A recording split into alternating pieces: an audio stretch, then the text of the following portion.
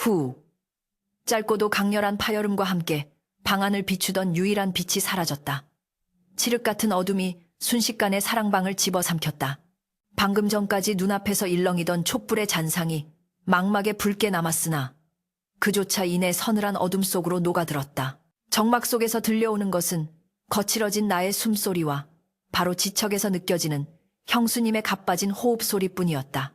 코끝을 스치는 것은 방금 꺼진 심지의 매캐한 촛농 냄새, 그리고 그보다 더 짙고 아찔하게 폐부로 스며드는 은은한 난초 향기였다. 그것은 형수님, 최 씨의 살 내음이었다. 어둠 속에서 서늘하고 부드러운 손길이 내 손목을 덥석 낚아챘다. 나는 소스라치게 놀라 몸을 뒤로 물리려 했으나 그 소나귀의 힘은 가녀린 여인의 것이라고는 믿기지 않을 만큼 절박하고 강인했다.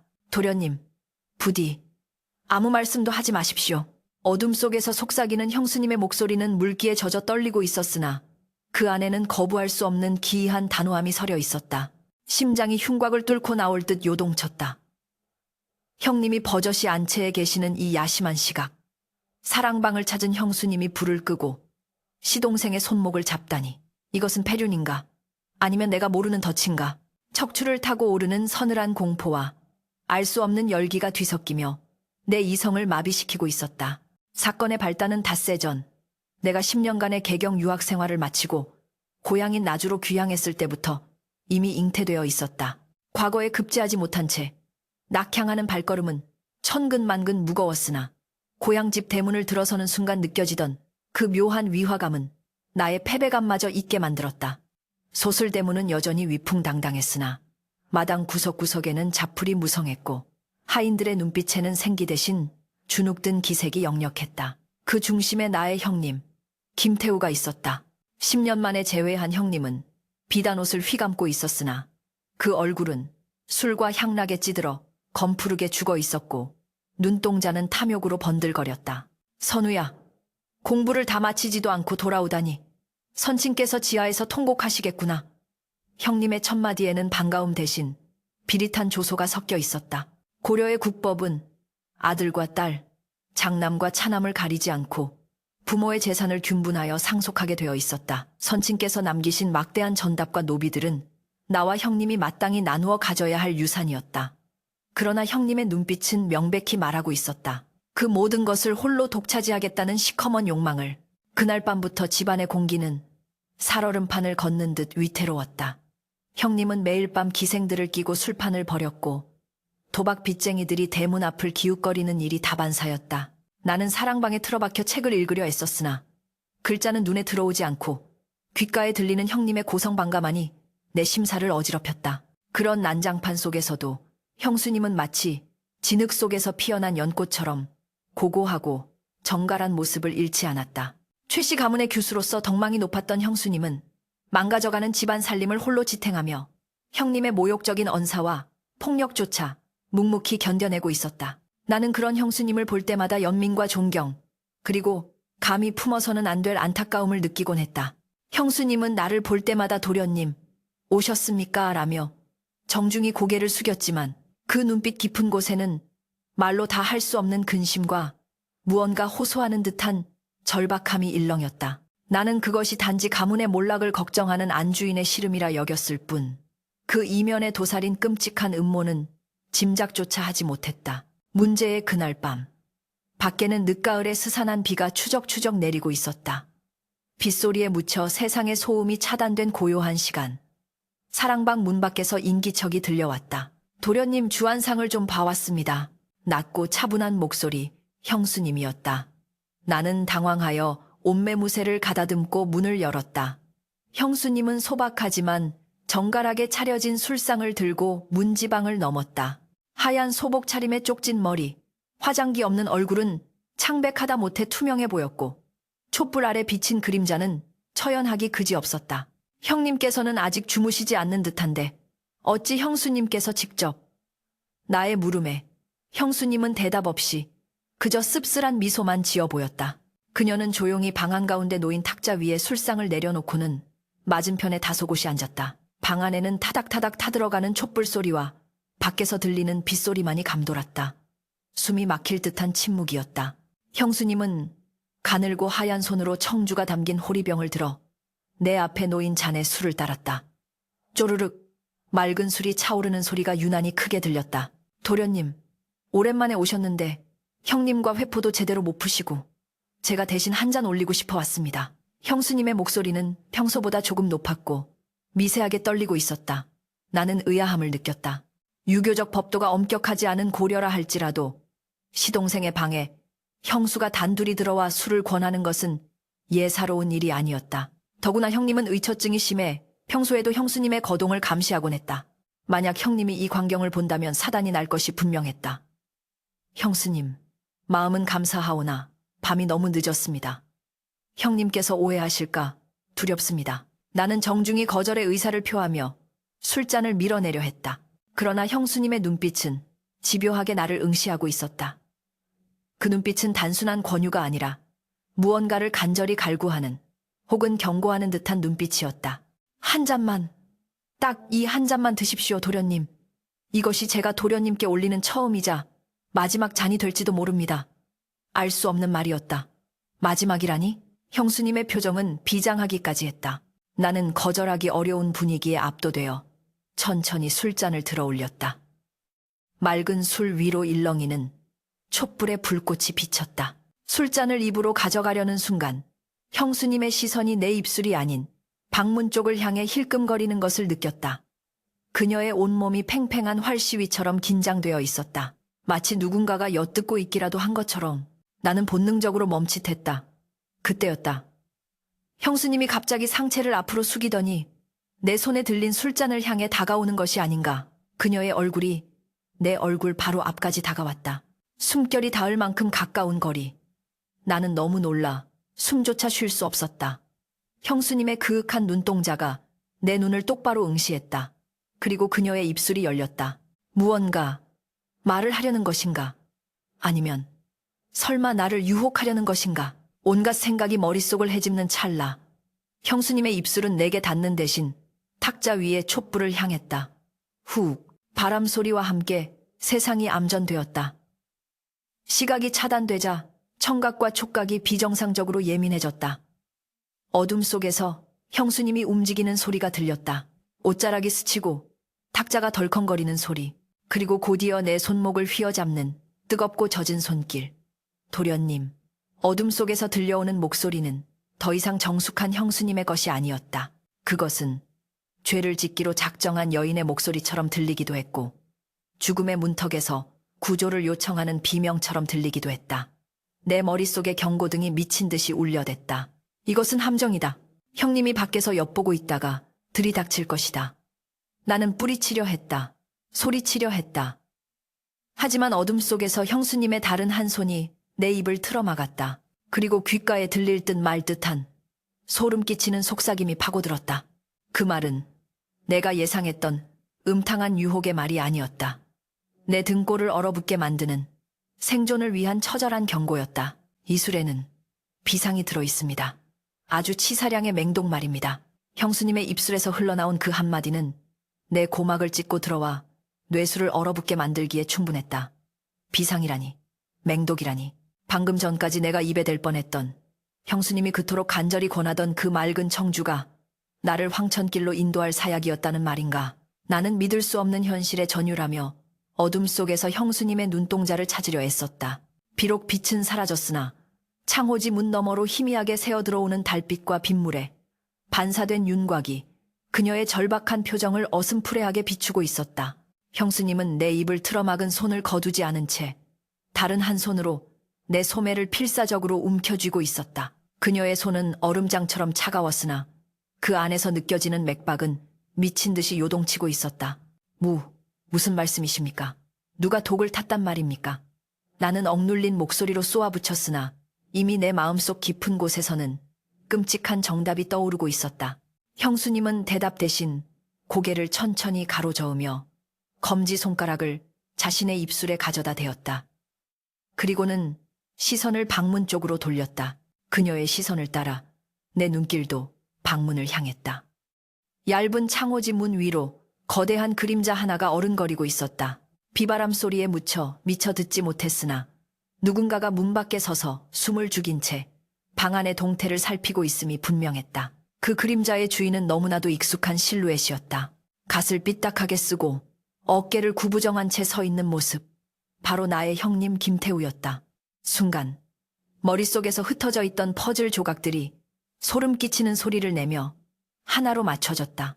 형님의 탐욕스러운 눈빛, 귀향한 나를 바라보던 비릿한 저게, 그리고 형수님이 굳이 야심한 시각에 술상을 들고 와 촛불을 꺼야만 했던 이유까지. 형님은 자신의 아내를 시켜 동생을 독살하려 한 것이다. 그리고 형수님은 남편의 협박에 못 이겨 술상을 들고 왔으나 차마 시동생을 죽일 수 없어 이 칠흑 같은 어둠을 틈타 나를 구하려 한 것이었다. 배신감과 공포가 뒤섞인 경랑이 가슴속에서 소용돌이쳤다. 핏줄을 나눈 형제가 어찌 이토록 잔혹할 수 있단 말인가. 고려의 법도가 아무리 남녀균분 상속이라 하나 재물에 눈이 멀어 천륜을 저버리는 짐승만도 못한 짓을 꾸미다니. 나는 분노로 몸을 떨며 자리에서 벌떡 일어나려 했다. 당장 문을 박차고 나가 형님의 멱살을 잡고 따지고 싶었다. 하지만 형수님은 내 어깨를 짓누르며 나를 다시 자리에 주저앉혔다. 참으셔야 합니다, 도련님. 지금 나가시면 우리는 둘 다 죽습니다. 그녀의 목소리는 단호했다. 형수님은 재빨리 품속에서 작은 호리병 하나를 꺼냈다. 그리고 어둠 속에서 더듬더듬 내 술잔을 찾아 그 안에 담긴 독주를 빈 호리병에 옮겨 담기 시작했다. 꼴꼴꼴. 술 따르는 소리가 적막한 방 안에 울려 퍼졌다. 밖에서 듣고 있을 형님에게는 내가 술을 마시는 소리처럼 들릴 것이었다. 형수님은 빈 술잔을 탁자에 내려놓으며 내 귀에 대고 속삭였다. 저 그림자가 사라질 때까지 우리는 연극을 해야 합니다. 도련님은 술에 취해 쓰러지는 척 하시고 저는 도련님을 유혹하는 척 해야 합니다. 그래야만 형님의 의심을 피하고 후위를 도모할 수 있습니다. 그녀의 기지와 담대함에 나는 혀를 내두를 수밖에 없었다. 이토록 연약해 보이는 여인이 칼날 같은 위기 속에서 어찌 이리도 침착할 수 있단 말인가. 나는 떨리는 마음을 진정시키고 형수님의 뜻에 따르기로 결심했다. 나는 짐짓 혀꼬인 소리를 내며 큰 소리로 외쳤다. 술맛 한번 좋구나. 형수님, 한 잔 더 주시지요. 오늘따라 술이 달게 느껴집니다. 내 목소리가 방 안에 울리자 문 밖의 그림자가 움찔하는 것이 느껴졌다. 형수님은 옷자락을 부스럭거리며 내게 다가와 일부러 교태 섞인 웃음소리를 흘렸다. 호호, 도련님도 참 너무 급하게 드시지 마세요. 밤은 길고 술은 많으니까요. 그녀는 내게 몸을 밀착시키며 귓가에 속삭였다. 조금 더 큰 소리로 비틀거리며 쓰러지는 소리를 내세요. 나는 자리에서 일어나 비틀거리다 탁자를 엎으며 요란한 소리를 냈다. 갑자기 왜 이리 어지러운가. 눈앞이 빙빙 도는구나. 와장창 술병이 바닥에 뒹구는 소리와 함께 나는 바닥에 쓰러지는 신염을 했다. 차가운 구들장 바닥에 뺨이 닿았다. 심장은 터질 듯 뛰었지만 나는 죽은 듯이 숨을 죽이고 문 밖의 동태를 살폈다. 문 밖의 그림자는 한동안 미동도 없이 서 있었다. 마치 내가 완전히 숨이 끊어졌는지 확인하려는 사신, 처럼 빗소리 사이로 형님의 거친 숨소리가 들려오는 듯했다. 그는 지금 무슨 표정을 짓고 있을까? 동생이 죽어가는 소리를 들으며 쾌재를 부르고 있을까? 아니면 일말의 죄책감이라도 느끼고 있을까? 아니, 도박 빚에 쫓겨 가산까지 탕진한 그에게 양심 따위는 남아있지 않을 것이었다. 시간이 영겁처럼 느껴졌다. 형수님은 내 옆에 쭈그리고 앉아 내 손을 꼭 잡고 있었다. 그녀의 손바닥에서 배어나오는 식은땀이 내 손등을 적셨다. 우리는 어둠 속에서 서로의 체온에 의지하며 보이지 않는 칼날이 목을 겨누고 있는 이 숨막히는 시간을 견뎌내고 있었다. 마침내 문 밖의 그림자가 움직였다. 삐걱거리는 마루 소리와 함께 발자국 소리가 점점 멀어져 갔다. 형님은 내가 독을 마시고 쓰러졌다고 확신한 채 날이 밝으면 시신을 처리할 계획을 세우러 간 것이리라. 발자국 소리가 완전히 사라지자 형수님은 그제야 참고 있던 숨을 한꺼번에 토해냈다. 그녀는 다리에 힘이 풀린 듯 바닥에 주저앉았다. 나는 얼른 몸을 일으켜 촛불을 다시 켤까 했지만 형수님이 내 손을 저지했다. 아직은 안 됩니다. 불을 켜면 저들이 다시 올지도 모릅니다. 어둠 속에서 형수님의 목소리는 물기에 젖어 흐느끼고 있었다. 도련님, 제가 죄인입니다. 지아비의 악행을 알면서도 막지 못하고 도련님을 이런 위험에 빠뜨렸으니 죽어 마땅합니다. 그녀는 내 발치에 엎드려 오열했다. 나는 가슴이 미어지는 것을 느꼈다. 이 모든 것은 형님의 탐욕 때문이지 형수님의 잘못이 아니었다.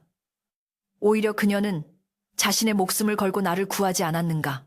나는 조심스럽게 형수님의 어깨를 감싸 일으켜 세웠다. 형수님, 고개를 드십시오. 형수님은 나의 생명의 은인입니다. 만약 형수님이 아니었다면 저는 이미 이 세상 사람이 아니었을 것입니다. 형수님은 눈물 젖은 얼굴로 나를 올려다보았다. 그이는 사람이 아닙니다. 도박빚이 산더미처럼 불어나자 아버님께서 남기신 유산을 모두 차지하려고 혈안이 되어 있습니다. 도련님이 돌아오시기 전부터 만약 도련님이 오시면 쥐도 새도 모르게 없애버리겠다고 술 주정처럼 떠들곤 했습니다. 저는 설마 했는데 오늘 밤 기어이 비상을 구해와 제 손에 쥐어주더군요. 형수님의 증언은 참담했다. 형님은 단순히 나를 죽이는 것에서 멈출 생각이 아니었다. 만약 독살이 실패하거나 꼬리가 밟히면 나와 형수님을 불륜으로 엮어 한꺼번에 매장할 계획까지 세우고 있었다.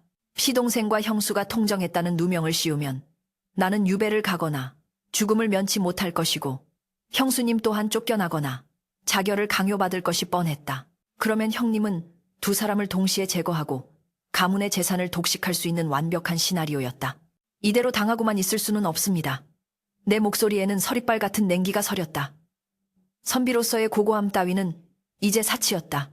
살아남기 위해서, 그리고 가문의 명예를 더럽힌 페류나를 단죄하기 위해서 나는 칼을 들어야 했다.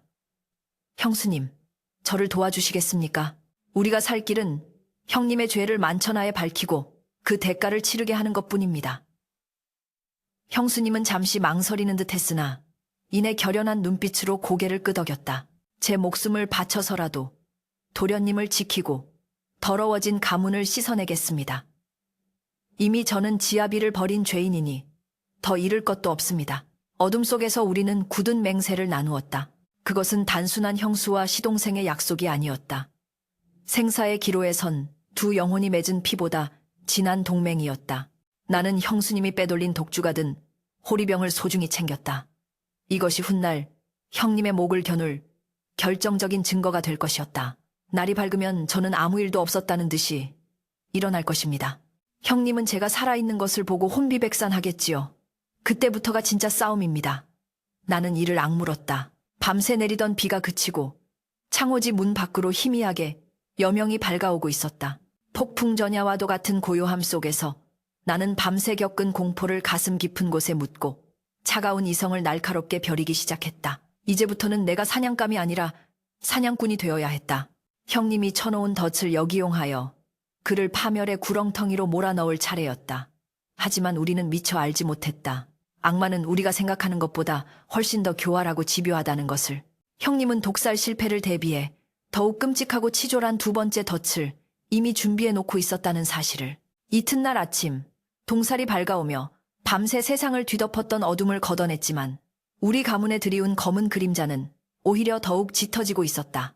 나는 뜬 눈으로 밤을 지새운 뒤 마치 아무 일도 없었다는 듯 평온한 얼굴로 방문을 열고 나섰다. 마당을 쓸던 하인들이 나를 보고 흠칫 놀라며 수군거리는 기색이 역력했다.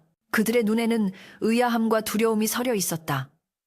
아마도 형님이 심어놓은 첩자들이 내가 죽지 않고 멀쩡히 걸어 나오는 것을 보고 당황한 것이리라. 안채 대청마루에는 형님 김태우가 이미 의관을 정제하고 앉아 있었다. 그의 앞에는 김이 모락모락, 나는 조반상이 차려져 있었으나 수저는 들지 않은 채 초조하게 다리를 떨고 있었다. 내가 마루로 올라서며 형님, 안녕히 주무셨습니까? 라고 태연하게 인사를 건네자 형님의 동공이 지진이라도 난 듯 격렬하게 흔들렸다. 그는 마치 귀신이라도 본 듯 창백해진 얼굴로 입술을 달싹였다. 네가 어찌 어제 그토록 술을 마시고도 멀쩡하단 말이냐. 형님의 목소리는 갈라져 삑사리가 났다. 나는 속으로 냉소를 삼키며 짐짓 호탕하게 웃어 보였다. 오랜만에 고향술을 마시니 취하기는커녕 정신이 더욱 맑아지더이다. 형수님께서 주신 술맛이 기가 막히더군요. 나의 말에 형님의 시선이 날카롭게 찌푸려지며 부엌 쪽을 향했다. 그곳에는 형수님이 파리한 안색으로 국을 끓이고 있었다. 형님은 직감했을 것이다. 자신의 완벽했던 독살 계획이 아내의 배신으로 인해 수포로 돌아갔음을. 그 순간 형님의 눈빛이 사리에서 비열한 광기로 변하는 것을 나는 놓치지 않았다. 그는 독살이 실패했음을 인정하고 즉시 두 번째 계획, 즉 플랜 B를 가동하려는 태세였다. 아침 식사 자리는 가시방석과도 같았다.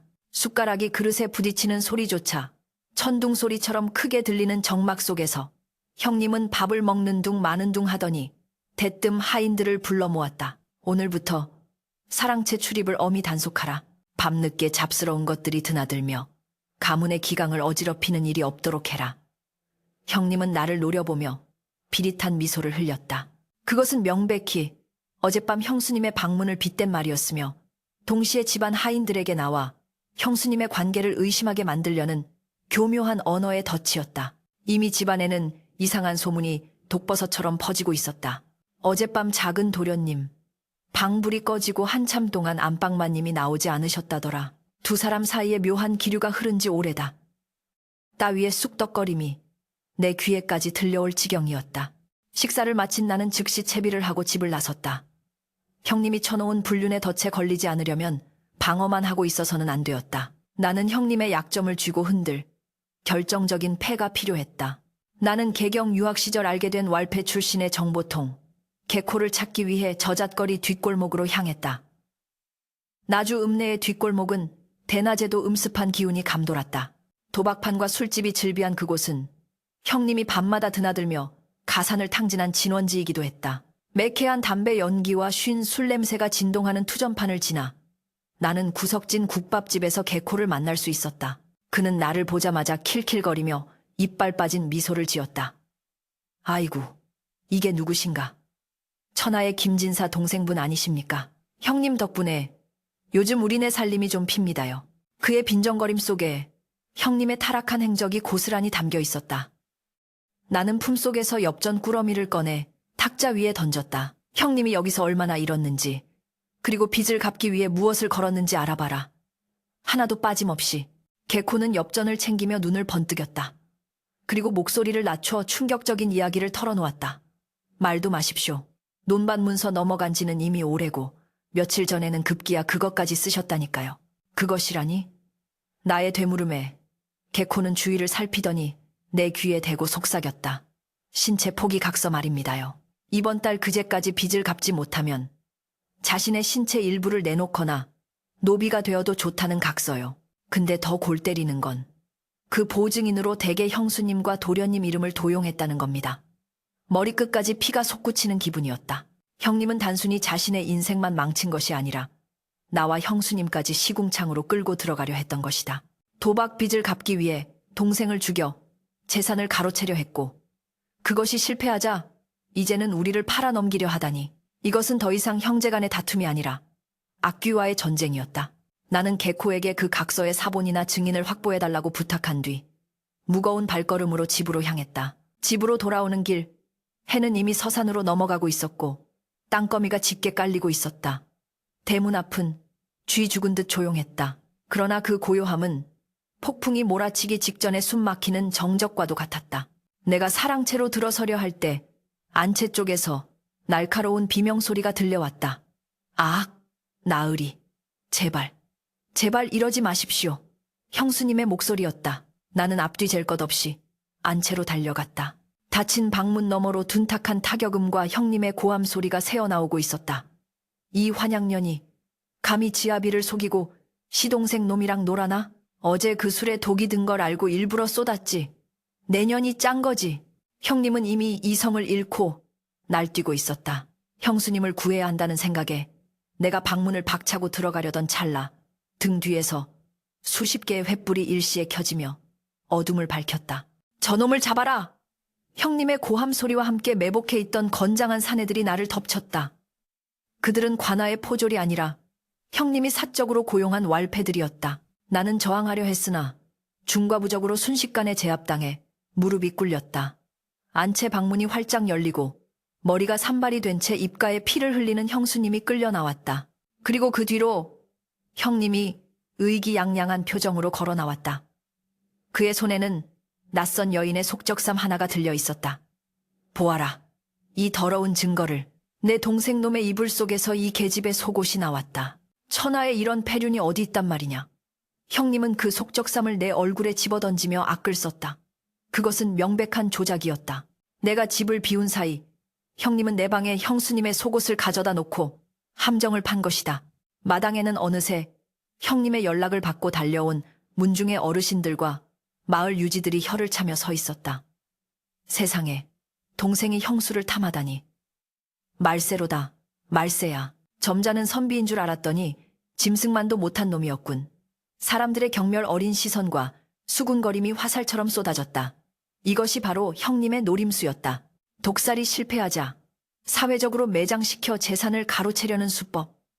유교 사회인 고려에서 근친 상간의 누명은 죽음보다 더한 형벌이었다. 형님은 횃불 아래서 광기 어린 눈으로 나를 내려다보며 외쳤다. 가문의 명예를 더럽힌 이놈들을 당장 멍석말이하여 관하로 넘겨라. 내 손으로 이 더러운 피를 씻어내리라. 왈패들이 몽둥이를 들고 다가왔다. 형수님은 바닥에 쓰러진 채 서럽게 흐느끼고 있었고 나는 억센 소나기에 붙들려 꼼짝달싹할 수 없었다. 절체절명의 위기였다.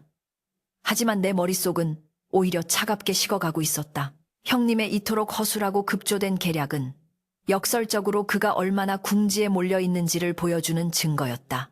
나는 바닥에 떨어진 속적삼을 바라보았다. 그리고 고개를 들어 형님의 눈을 똑바로 응시했다. 두려움에 떠는 눈빛이 아니라 모든 것을 꿰뚫어보는 서늘한 눈빛으로. 형님, 이 속옷이 정말 제 방에서 나왔습니까? 아니면 형님의 소매 속에서 나온 것입니까? 나의 침착한 반문에 형님의 눈썹이 꿈틀거렸다. 이놈이 증거가 눈앞에 있는데도 오리발을 내밀어? 여봐라. 주둥이를 매우 쳐라. 형님이 길길이 날뛰었지만 나는 목소리를 높여 문중 어르신들을 향해 외쳤다. 어르신들, 잠시만 제 말을 들어주십시오. 형님은 지금 도박빚에 쫓겨 이성을 잃었습니다. 저와 형수님을 희생양 삼아 가산을 독차지하려는 수작입니다. 제 방을 뒤져보십시오. 형님이 심어놓은 증거가 아니라 형님이 감추려 했던 진짜 증거가 나올 것입니다. 나의 당당한 태도에 문중 어른 중 가장 연장자인 최대감이 손을 들어 왈패들을 제지했다. 잠깐. 선우의 눈빛이 범인의 그것과는 다르네. 한번 드러나보자. 진짜 증거라니. 그게 무슨 말이냐. 분위기가 미묘하게 반전되자 형님은 당황한 기색이 역력했다. 대감 어른, 저놈의 혓바닥에 놀아나시면 안 됩니다. 놈은 뱀처럼 교활한 놈입니다. 형님이 다급하게 소리쳤지만 최대감은 엄한 표정으로 형님을 꾸짖었다. 자네는 동생이 변론할 기회조차 주지 않으려 하는가? 그것이야말로 뭔가 택기는 게 있다는 뜻 아닌가? 나는 기회를 놓치지 않고 말했다. 제 방 장롱 맨 아래 서랍을 열어보십시오. 그곳에 어젯밤 형수님이 제게 주셨다는 술병이 있을 것입니다. 형수님과 제가 통정했다면 어찌 독이 든 술을 나누어 마셨겠습니까? 그 술을 가져와 여기 있는 닭이나 개에게 먹여보십시오. 진실은 금방 밝혀질 것입니다. 사실 그 술병은 형님이 찾지 못하도록 내가 마루 밑 깊숙한 곳에 숨겨두었으나 지금 이 순간 시간을 벌고 형님의 심리를 흔들기 위해 짐짓 장롱에 있다고 둘러댄 것이었다. 하지만 내 말의 요지는 술병의 위치가 아니라 독의 존재를 공론화하는 것이었다. 독이라는 단어가 나오자마자 형님의 얼굴은 사색이 되었다. 자신이 독을 탔다는 사실이 밝혀지면 불륜 누명 씌우기는커녕 살인 미수죄로 자신이 잡혀갈 판이었다. 형님은 땀을 비오듯 흘리며 더듬거렸다. 독이라니 가당치도 않은 소리. 그 술은 내가 마시려고 둔 것인데 내 놈이 훔쳐간 것이 아니냐. 형님의 말실수였다. 방금 전까지는 형수님과 내가 통정하며 마신 술이라더니 이제는 자신이 마시려던 술이라니.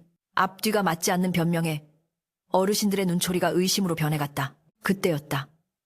대문 밖에서 웅성거리는 소리와 함께 누군가가 뛰어들어왔다. 바로 내가 보냈던 개코였다. 그는 헐떡거리며 내게 다가오려다 왈패들에게 막히자 소리쳤다. 도련님, 찾았습니다. 김태우 나으리가 도박장에서 쓴 신체 포기 각서 사본을 구해왔습니다. 개코가 흔드는 종이 한 장. 그것이 바로 이 판을 뒤집을 결정적인 열쇠였다. 형님은 그 종이를 보자마자 비명을 지르며 개코에게 달려들려 했다. 저놈을 막아. 저 종이를 빼서. 마당은 순식간에 아수라장이 되었다. 왈패들과 하인들, 그리고 문중 어른들이 뒤엉켰다. 나는 혼란을 틈타 왈패에 손을 뿌리치고 형수님에게 달려갔다. 형수님은 피멍이 든 얼굴로 나를 바라보며 옅은 미소를 지었다. 우리는 알고 있었다. 이제 더 이상 숨을 곳도 물러설 곳도 없다는 것을. 오늘 밤 이 마당에서 모든 것이 결판날 것이었다. 나는 형수님을 부축해 일으키며 형님을 향해 마지막 선전포고를 날렸다. 형님, 이제 연극은 끝났습니다. 관하로 가시지요.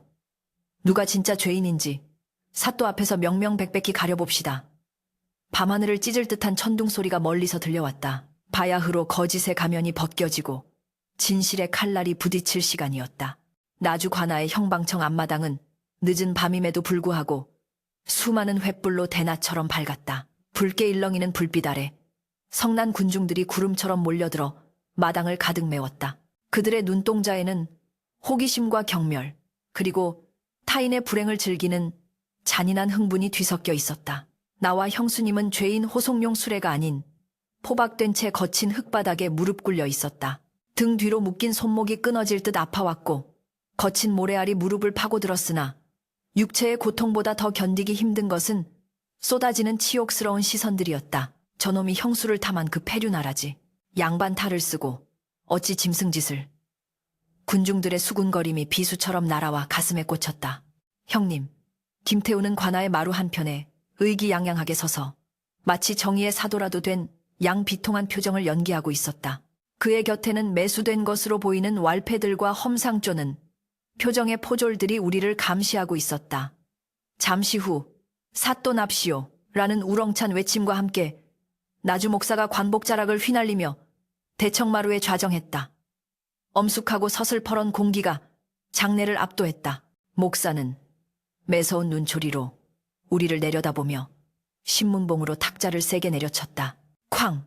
그 소리에 소란스럽던 군중이 일순간 찬물을 끼얹은 듯 조용해졌다. 죄인 김선우와 최 씨는 듣거라. 너희는 시동생과 형수라는 인륜의 도리를 저버리고 간통하였으며 이를 들키자 도리어 가주인 김태우를 모함하여 가문의 명예를 실추시켰다 하니 그 죄가 하늘에 닿을 듯하다. 이에 대해 할 말이 있는가? 목사의 추상 같은 호통에 형님이 먼저 뛰어나와 엎드렸다. 사또 나으리, 억울합니다. 저 짐승 같은 놈이 제 아내를 꼬드겨 밤마다 미래를 즐겼습니다. 제가 이를 꾸짖자 적반하장으로 저를 미치광이 취급하며 재산을 노린다고 모함까지 하였습니다. 부디 저 패륜아들을 엄벌에 처하여 땅에 떨어진 유교의 법도를 바로 세워주십시오. 형님은 눈물까지 흘리며 절규했다. 그 연기가 어찌나 실감나는지 모르는 사람이 본다면 영락없는 피해자의 모습이었다. 형님은 품속에서 어제 내 방에 가져다 놓았던 형수님의 속적삼을 꺼내 증거물로 제출했다. 보십시오. 이것이 제 동생놈의 이불 속에서 나온 제 아내의 속옷입니다. 이것보다 더 확실한 증거가 어디 있겠습니까? 희고 얇은 속적삼이 목사 앞에 펼쳐지자 구경꾼들 사이에서 탄식과 야유가 터져나왔다. 분위기는 완전히 형님 쪽으로 기울어 있었다. 나는 입술을 깨물며 고개를 들었다.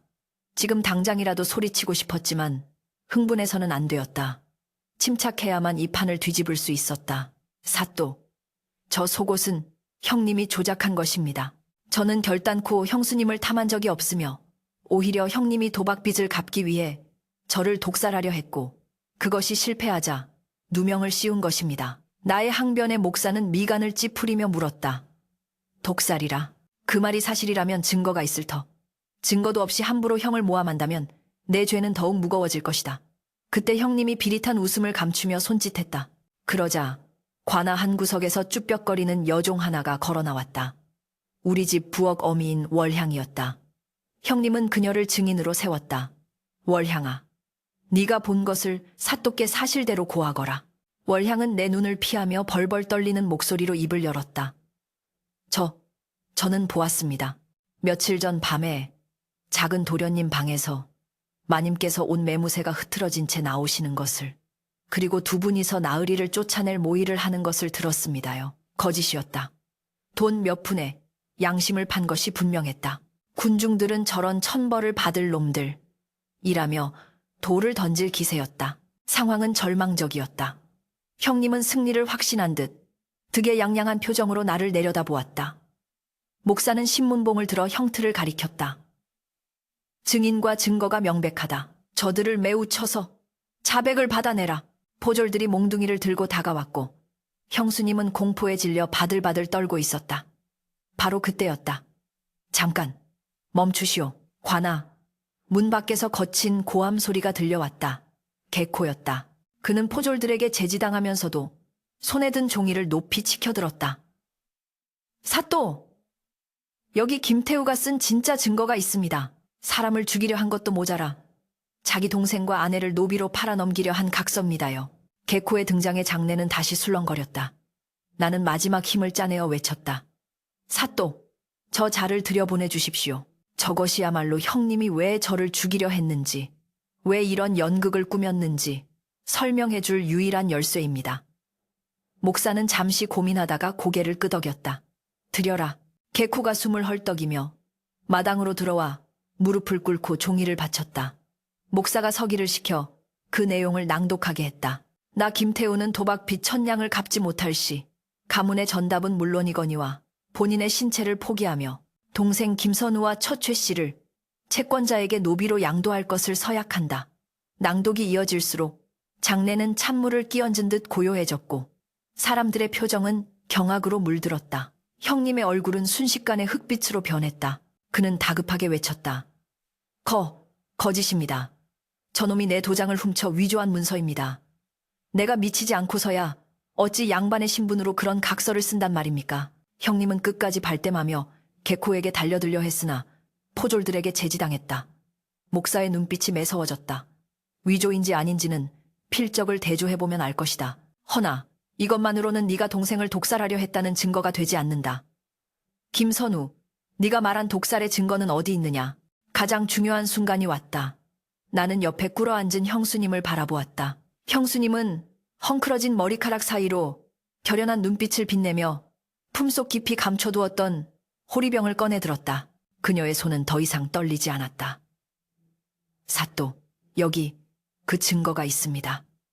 형수님의 맑고 또렷한 목소리가 형방청에 울려 퍼졌다. 이 술은 엊그제 밤 지아비인 김태우가 제게 건네주며 시동생에게 먹이라고 강요한 독주입니다.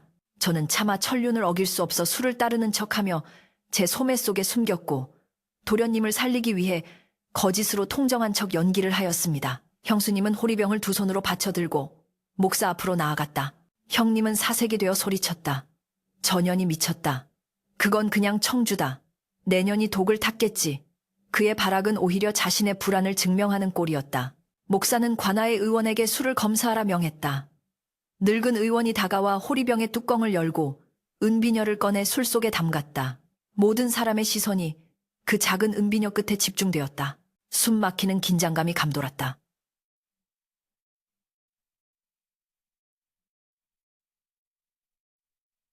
잠시 후 의원이 비녀를 꺼내 높이 들어 올렸다. 횃불 빛을 받아 반짝여야 할 은비녀의 끝은 칠흑처럼 검게 변해 있었다. 비소피수입니다. 아주 강력한 비상피수형이 들어있습니다. 이 정도 양이면 장정이라도 즉사할 맹독입니다. 의원의 외침이 떨어지자마자 구경꾼들 사이에서 비명과 경악의 탄성이 터져나왔다. 세상에, 진짜 독을 썼어. 자기 동생을 죽이려고. 짐승만도 못한 놈.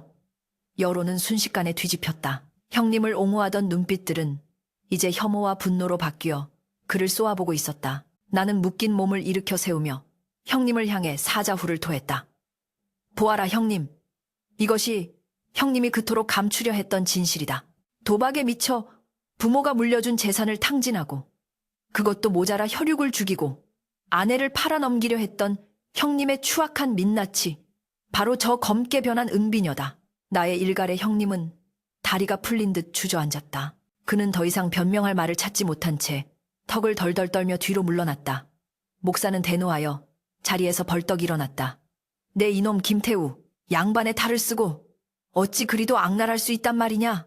동생을 살해하려 한 살인 미수에 조강지처를 모함하고 도박으로 가산을 탕진하여 가문을 위태롭게 한 죄, 그 무엇 하나 용서받을 수 없다. 목사는 형틀을 가리키며 호령했다. 저 흉악한 죄인을 당장 포박하여 형틀에 메어라. 내 친히 국문하여 그 죄를 낱낱이 밝혀낼 것이다. 포졸들이 들이닥쳐 형님을 짐승처럼 끌고 갔다. 형님은 발버둥치며 울부짖었다. 아니야. 이건 모함이야. 내가 아니라 전현이. 저놈들이 짠 거야. 놔라. 이건 노란 말이다. 그의 비명은 처절했으나 그 누구도 동정의 시선을 보내지 않았다. 반면 나와 형수님의 포박은 풀렸다. 형수님은 긴장이 풀린 듯 그 자리에 털썩 주저앉아 오열했다. 그것은 기쁨의 눈물이자 지난 며칠간 겪었던 지옥 같은 고통을 씻어내는 정화의 눈물이었다. 나는 아픈 손목을 문지르며 형수님에게 다가가 어깨를 감싸 안았다. 형수님, 이제 끝났습니다. 우리가 이겼습니다. 관아마당에는 형님의 비명소리와 매질 소리가 울려 퍼지기 시작했지만 그 소리는 더 이상 공포가 아닌 정의의 집행을 알리는 서곡처럼 들렸다. 밤하늘에 구름이 걷히고 둥근 보름달이 환하게 드러나 우리 두 사람을 비추고 있었다. 그것은 마치 긴 어둠의 터널을 지나온 우리에게 내려주는 하늘의 위로와도 같았다. 하지만 이것이 끝은 아니었다.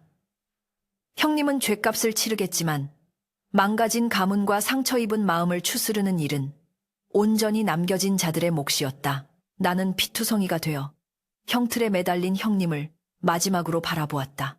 한때는 함께 글을 읽고 뛰어놀던 형제였으나 탐욕이라는 괴물이 그를 집어삼킨 결과는 참담했다. 나는 씁쓸함을 삼키며 형수님을 부축해 관아문을 나섰다. 등 뒤로 들려오는 형님의 신음소리가 멀어질수록 내 발걸음은 점점 더 무거우면서도 동시에 단단해지고 있었다. 이제 나는 무너진 집안을 다시 일으켜 세워야 할 가장자전으로서의 막중한 책임을 어깨에 짊어지게 된 것이다. 밤바람이 차가웠으나 형수님의 손에서 전해지는 온기는 우리가 아직 살아있음을, 그리고 다시 시작할 수 있음을 말해주고 있었다. 폭풍이 휩쓸고 지나간 자리에도 어김없이 봄은 찾아왔다. 형님, 김태우가 포승줄에 묶여 천리 밖 흑산도로 유배를 떠나던 날, 하늘에서는 짙게게도 진눈깨비가 흩날렸다. 그는 마지막 순간까지도 자신의 죄를 뉘우치기는커녕 세상을 원망하고 우리를 저주하며 형리식리들의 등 뒤로 사라졌다. 그 처절하고도 초라한 뒷모습은 한때 명문가의 장손으로 태어나 모든 것을 가졌던 사내가 탐욕으로 인해 어디까지 추락할 수 있는지를 보여주는 서글픈 자화상이었다.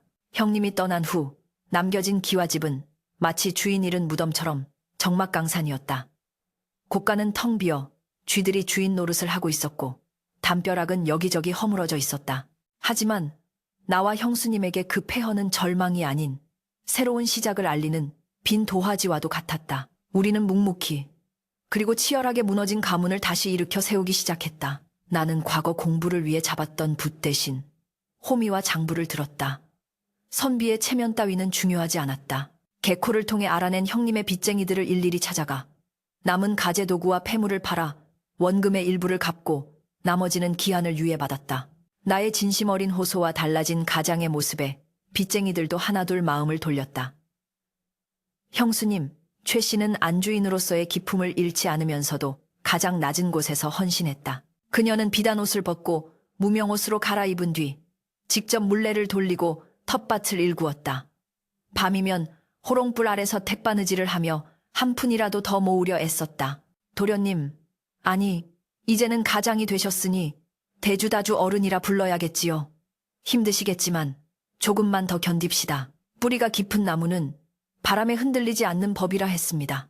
형수님의 굳은 살 박인 손과 따뜻한 격려는 내가 지치고 쓰러지고 싶을 때마다 나를 다시 일으켜 세우는 버팀목이었다. 계절이 두 번 바뀌고 가을이 찾아왔을 때 우리의 땀방울은 비로소 결실을 맺기 시작했다. 잡초만 무성하던 논밭에는 황금빛 벼 이삭이 고개를 숙였고 떠나갔던 소장농들이 하나둘 돌아왔다. 무엇보다 고무적인 것은 세간의 평판이 바뀌었다는 점이었다. 형수와 시동생이 놀아났다는 더러운 소문은 목숨을 걸고 가문을 지켜낸 독주 사건의 전말이 퍼지면서 찬사로 뒤바뀌었다. 사람들은 형수 최 씨를 일컬어 기지와 정절을 겸비한 여중호걸이라 칭송했고 나를 두고는 형의 죄를 덮지 않고 정의를 바로 세운 대쪽 같은 선비라 불렀다. 관아의 목사 또한 우리의 사연을 조정해 보고하여 비록 가문은 한때 오점을 남겼으나 그 회복 과정이 타의 모범이 된다며 표창을 내렸다. 집안의 명예가 씻겨나가는 순간이었다. 어느 늦가을 밤 추수감사를 마친 후 나는 형수님을 사랑방으로 모셨다. 1년 전 그날 밤처럼 비가 추적추적 내리는 밤이었다. 하지만 공기는 사뭇 달랐다.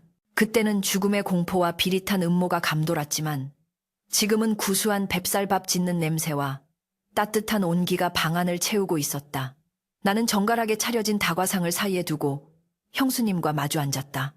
형수님의 얼굴은 고생 탓에 다소 야위었으나 그 눈빛만은 예전보다 훨씬 깊고 맑게 빛나고 있었다. 형수님, 고생 많으셨습니다. 형수님의 덕분으로 우리 집안이 다시 일어설 수 있었습니다. 나는 진심을 담아 고개를 숙였다. 형수님은 옅은 미소를 지으며 찻잔을 들었다. 아닙니다, 대주 어른. 이 모든 것은 조상님들의 보살핌과 대주 어른의 강단 덕분입니다. 저는 그저 제 자리를 지켰을 뿐입니다. 우리는 한동안 말없이 창밖의 빗소리를 들었다. 타닥타닥 타들어가는 촛불이 방 안을 은은하게 비추고 있었다. 문득 시선이 촛불에 머물자 1년 전 그날 밤의 기억이 주마등처럼 스쳐 지나갔다. 형수님이 입김으로 촛불을 끄던 그 순간, 칠흑 같은 어둠 속에서 내 손목을 잡던 그 떨림, 그리고 귓가에 속삭이던 생존의 경고. 만약 그때 형수님이 촛불을 끄지 않았다면, 만약 그 어둠을 틈타 진실을 말하지 않았다면 지금 우리는 이 자리에 없었을 것이다. 나는 찻잔을 내려놓으며 조용히 입을 열었다. 형수님, 기억하십니까? 1년 전 오늘 형수님께서 이 촛불을 끄셨지요. 그때 저는 세상이 끝나는 줄 알았습니다. 칠흑 같은 어둠이 저를 집어삼키는 것 같아 두려웠습니다. 형수님은 회상에 잠긴 듯 촛불을 응시했다. 어찌 있겠습니까? 제 평생 가장 길고도 무서웠던 밤이었습니다. 하지만 도련님, 때로는 어둠이 빛보다 더 많은 것을 보여주기도 합니다. 그 어둠이 있었기에 우리는 서로의 진심을 볼 수 있었고 거짓된 가면을 쓴 자의 실체를 볼 수 있었지요. 그녀의 말은 묵직한 울림이 되어 내 가슴을 쳤다. 그렇다. 형수님이 만든 그 인위적인 어둠은 단순히 빛을 차단한 것이 아니라 우리를 둘러싼 기만과 허상을 걷어내기 위한 진실의 막이었다. 그 어둠 속에서 우리는 가장 솔직했고 가장 절박했으며 비로소 하나가 되어 악에 맞설 수 있었다. 그것은 역설적이게도 우리 가문에 내린 가장 찬란한 구원의 빛이었다. 이제 다시는 촛불을 끌 일이 없을 것입니다. 형수님께서 만드신 그 어둠 덕분에 이제 우리 집안에는 영원히 꺼지지 않는 마음의 등불이 켜졌으니까요. 나의 말에 형수님의 눈가에 물기가 어렸다. 그녀는 소매 끝으로 눈물을 훔치며 환하게 웃었다. 그것은 지난 수년간 그녀를 짓눌러왔던 모든 짐을 내려놓은 가장 편안하고 아름다운 미소였다. 네, 대주 어른. 이제는 밝은 빛 아래서 부끄러움 없이 당당하게 살아갑시다. 밤이 깊어지자 빗소리는 잦아들고 구름 사이로 보름달이 모습을 드러냈다. 나는 사랑방 문을 활짝 열었다. 비에 젖은 마당은 달빛을 받아 은색으로 반짝이고 있었고 깨끗하게 씻겨 내려간 세상은 고요하고 평화로웠다. 멀리서 들려오는 다듬이질 소리가 정겹게 느껴졌다. 형수님은 안채로 돌아가시고 나는 홀로 남아 책을 펼쳤다. 글자 하나하나가 눈에 쏙쏙 들어왔다. 이제 나는 다시 과거 공부를 시작할 것이다. 그것은 출세와 영달을 위함이 아니라 형수님과 이 집안을 지킬 힘을 기르고 세상의 억울한 이들을 대변하는 진정한 목민관이 되기 위함이었다.